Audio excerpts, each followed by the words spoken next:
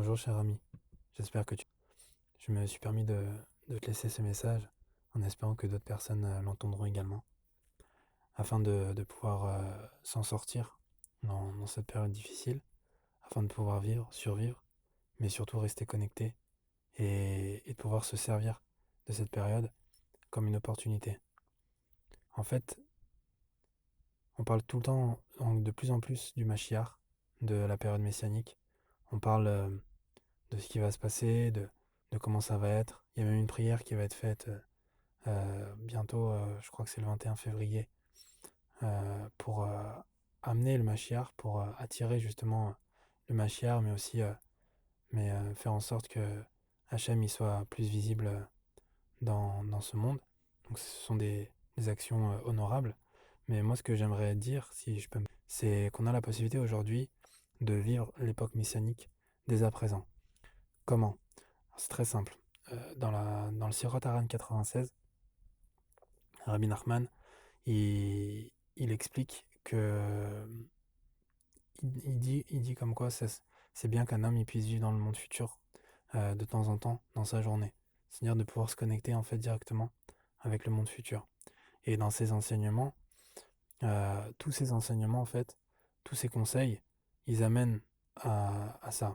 Tout ce qu'il a fait Rabbi Nachman, c'est de préparer justement l'avenue du Mashiach et nous préparer justement à ça et aussi de, de nous apporter les armes et, euh, et, les, toutes les possibilités de faire venir le Mashiach. Et, euh, et Rabbi Nathan, il explique qu'en fait, Rabbi Nachman, c'est pas le Mashiach, mais c'est le maître du Mashiach. C'est-à-dire que ce sont ces enseignements que le Mashiach va dévoiler, va développer, et c'est au niveau de la forme que ça va changer, mais le fond va rester ce qu'on connaît généralement, enfin, c'est vrai que la plupart des personnes qui connaissent les enseignements de Rabbi Nachman, on les voit un petit peu, on va dire, souvent euh, hors du temps, hors du monde, un petit peu, on a l'impression qu'elles sont dans un autre monde. Ce qui est vrai, honnêtement, la plupart des personnes que je connais et qui ne connaissent pas Rabbi Nachman, des fois, quand on parle un petit peu de Breslev et tout, on sent que voilà, il y a souvent des préjugés là-dessus.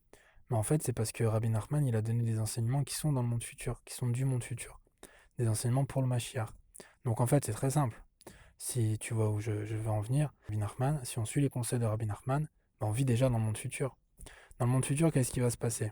On va travailler moins pour se connecter plus avec Hachem. Déjà ça. Donc il suffit de travailler moins, en fait. Euh, Pas forcément de réduire ses heures, mais d'être moins dans l'action, dans l'esclavage, entre guillemets, mais plus connecté avec toi, connecté avec Hachem. Que quand on fait un travail, quand on fait une action, qu'on se dise dans sa tête que cette action c'est pour Hachem, que je travaille pour donner la tzedaka, et que je travaille pour donner du maaser, pour donner la tzedaka, pour faire la charité, qu'on soit moins attaché en fait à notre travail, qu'on soit moins attaché et soumis à notre travail. Il explique aussi, il explique, il y a beaucoup d'enseignements là-dessus qui vont dans le sens de se limiter, de réduire toutes les consommations extérieures, tout ce que notre corps a besoin, comme dormir, manger, boire, des choses qui semblent naturelles et qui sont naturelles. Mais on n'est pas obligé de manger comme des animaux, on n'est pas obligé de s'étouffer en mangeant. On peut manger calmement, un petit peu. Aussi, au niveau du sommeil, on n'est pas obligé de dormir 10 heures dans la journée. On peut réduire, en fait, à partir du moment où on réduit, à partir du moment où on réduit les choses auxquelles on est accro dans ce monde-ci, que ce soit le portable, Internet, les séries, les films, la cigarette, toutes les drogues en fait extérieures, tout ce qu'on en fait le corps n'a pas besoin en vrai. Tout ce que parce que avant comment ils faisaient avant, sans internet, sans téléphone, ils vivaient quand même. Donc en fait tout ça c'est des choses qu'on s'est imposées nous-mêmes, mais ce sont que des illusions en vrai. Parce que un homme il peut être très très bien, très très joyeux, très heureux sans internet, sans cigarette, sans téléphone, sans Facebook, sans tous ces trucs-là. Et donc je dis pas qu'il faut arrêter du jour au lendemain et prier 9 heures dans la journée, mais on peut limiter petit à petit, on peut réduire. Et c'est ça justement l'époque messianique, essentiellement. Il y a plein d'autres choses, mais moi je te parle surtout d'un point de vue personnel, par rapport à toi, par rapport à ce que tu fais actuellement et ce que tu peux faire dans ta vie à toi. Pas, je vais pas rentrer dans des trucs kabbalistiques ou des trucs par rapport au troisième temple. Et le troisième temple, c'est par exemple, c'est la conscience surtout. C'est la conscience d'Hachem, c'est la conscience qu'Hachem est là. Quand tu pries, quand tu te lèves la nuit, quand tu te réveilles plus tôt que le soleil, tu construis toi-même le troisième temple. Et tu vis déjà dans l'époque du troisième temple. Khatsot, quand on fait Khatsot, c'est pour ça. C'est pour justement vivre dans l'époque du troisième temple. Et qu'après, notre vie, elle soit complètement téléguidée, complètement commandée. Il faut qu'on puisse s'appuyer sur Hachem parce que dans ce qui va se passer au monde futur, c'est qu'on va apprendre à connaître Hachem d'une manière beaucoup plus profonde. On va avoir un lien beaucoup plus fort avec Hachem. Mais ça, on peut le faire dès maintenant, avec les enseignements de Rabbi Nachman, en regardant son prochain positivement, ça va amener la paix. On dit que dans les temps messianiques, il va y avoir la paix dans le monde. Bah, c'est simple. Si on regarde les gens positivement, si on s'appuie sur leurs points positifs, si on s'efforce à les aimer, à aimer leurs points positifs, ils vont tout de suite se transformer. Parce que, en fait, quand on regarde quelque chose, c'est quand on regarde un objet, ou à une personne, c'est notre regard en fait, c'est ce qu'on pense nous. C'est-à-dire que c'est notre pensée c'est notre pensée qui va faire en sorte que cet objet ou cette personne, elle va être comme ça. C'est comme ça que ça fonctionne en fait. C'est par rapport à la pensée, c'est pas par rapport au regard. La preuve de ça, c'est parce que quand il y a plusieurs personnes dans une même pièce qui voient le même objet, eh ben, les perceptions sont tout de suite différentes par rapport à ce que la personne elle a en tête. Donc de là, on voit qu'on peut regarder positivement une personne, dire des choses positivement. Il y a des expériences qui ont été menées sur de l'eau, sur des plantes, que quand on leur dit des belles choses, des belles paroles, eh ben, elles évoluent beaucoup plus qu'une plante qu'on dit rien ou qu'on dit des choses méchantes. Il y a des preuves, il y a plein de preuves là-dessus sur Internet. Les paroles, les bons mots, le ton, le bon regard, le fait de regarder quelqu'un positivement, ça la transforme, cette personne-là. Et c'est ça qui emmène la paix. Quand on regarde, par exemple, aujourd'hui, on peut voir qu'il y a plein de choses bizarres, plein de, plein de théories du complot, plein de choses comme ça, qui sont vraies ou fausses, je sais pas.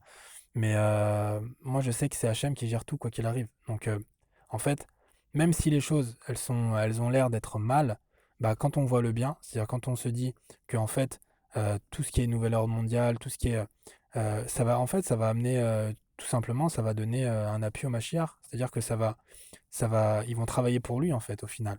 Tout ce qui se passe, en fait, dans le monde, c'est un travail qui est fait, même si ça a l'air mal au début, c'est un travail qui est fait pour pouvoir permettre à Hachem de se révéler dans le monde. Tout ce qui est fait dans le monde, on n'a qu'à regarder, en fait, tout est autour de nous, en fait, par rapport à ça. Donc, on peut vivre dans le monde futur dès à présent. On n'a pas besoin d'attendre, on n'a pas besoin d'attendre. Alors, bien sûr, c'est important de pouvoir espérer toujours la délivrance finale. Mais aujourd'hui, on a la capacité, on a la possibilité, en priant, en parlant tous les jours au moins quelques minutes, enfin, le mieux c'est d'essayer de parler au moins 1 heure avec Hachem. Après, je sais que c'est pas évident pour tout le monde, mais bon, en tout cas, honnêtement, c'est possible de le faire, surtout quand on se fixe 1 heure et qu'on se dit que cette heure c'est pour Hachem, même si on parle pas avec lui, eh ben, c'est 1 heure qui est avec lui, qui est pour lui. Donc en fait, lui, il le considère comme si c'était 1 heure de Hitbodedut, des doutes, 1 heure de prière. Hitbodedut, ça veut pas dire prière, Hitbodedut, ça veut dire isolement. Donc en fait, on peut rester isolé pendant 1 heure, à dire juste Hachem, je t'aime, ça sera considéré comme si on avait parlé pendant 1 heure en déversant son cœur. L'idée, c'est de pouvoir parler avec son père. Donc quand on fait ce travail-là, quand on s'efforce à être joyeux, à danser, à chanter, quand on limite la consommation, quand on limite tout ce qui est pour le corps, et quand on s'attache au spirituel, quand on donne à manger à son âme en étudiant la Torah, en priant, en écoutant, en s'attachant au tzaddik, en s'attachant à Rabbi Nachman, en faisant par exemple Tikkun HaKlali, en regardant les gens positivement, et également en, en donnant de la charité, en faisant du bien en fait autour de nous, eh ben on va permettre aussi, on va permettre à l'étincelle messianique qu'on a en nous, elle va se développer, elle va se dévoiler aussi. Et quand on va faire ce travail-là, bah forcément le monde il va changer, et forcément on va regarder les choses différemment, et forcément à ce moment-là, le Mashiach aura beaucoup plus de chances de pouvoir venir, et surtout il aura moins de travail à faire. Donc ça va être beaucoup plus facile pour lui, ça va être beaucoup plus facile pour Hachem, ça va être beaucoup plus facile aussi pour toi et pour tout le monde, tous ceux qui font tous ceux qui font ce travail-là. Donc, j'espère que le message est bien passé. Il y a vraiment beaucoup de possibilités. Les contes de Rabbi Nachman aussi, ils en parlent beaucoup. Il y a plein de choses aujourd'hui qu'on peut faire et qui nous permettent de pouvoir vivre directement l'époque messianique et de préparer surtout, faire le travail pour le Mashiach quand on lit des psaumes, quand on prie, quand on parle avec Hachem, quand on regarde les choses positivement et surtout quand on réduit tout ce qui est lié à la consommation, tout ce qui est télé, tout ce qui est Internet, portable, etc. Quand on réduit, donc je dis pas de couper évidemment, parce que c'est difficile de couper du jour au lendemain, mais quand on réduit un petit peu, petit à petit, eh ben, on attire la présence divine et on attire le temple chez nous directement. Donc voilà, j'espère que ce message va être transmis, que petit à petit, la délivrance finale va se dévoiler, va se développer et que ça va permettre à tout le monde d'être préparé à ça sans suffoquer et sans avoir sans être pris de court, en fait, tout simplement. À bientôt.